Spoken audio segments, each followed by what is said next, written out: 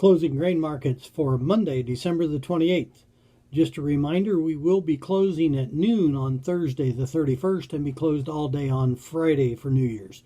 If you have any grain things you need to get done, please contact us as soon as possible to get those finished. Closing markets were out today. We have beans and corn both opened sharply higher last night. Wheat was about unchanged near the opening. Corn and beans both rallied to new highs during the early session last night, with soybeans hitting the 6.5-year high, corn testing the highs that we had put out earlier and made new highs in it as well. The markets then sold off some going into the morning break. During the break, the USDA announced sales of 358,000 metric tons of soybeans to unknown, 33,000 metric tons of soybean oil to unknown, and 149,572 metric tons of corn to unknown. Suspicion is it's China, but we won't know for sure for some time. Markets rallied right after the opening, but failed to hold, and beans closed lower on the day, closing down 8. Corn did rally and closed near the highs of the day, up 5, and wheat was down 12.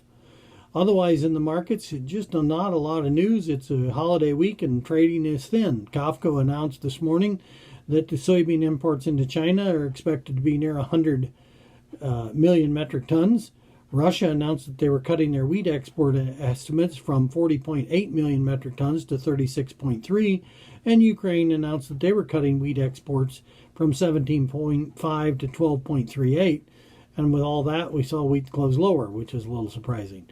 Export shipments for the week were released this morning. Corn shipments at 39.1 million, a good week compared to what we've been doing, of 30.3 last week and 16.1 last year.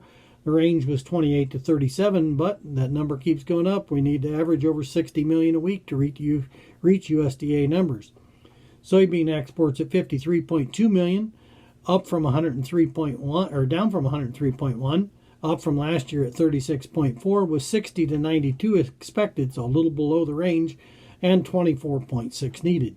Wheat exports at 11.2 million, down from 14.4 last week and 11.5 last year, with 11 to 18 expected and 20.7 million needed.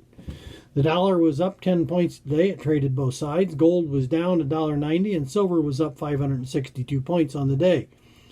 Crude oil was down 55 cents on the day, closing at 47.68.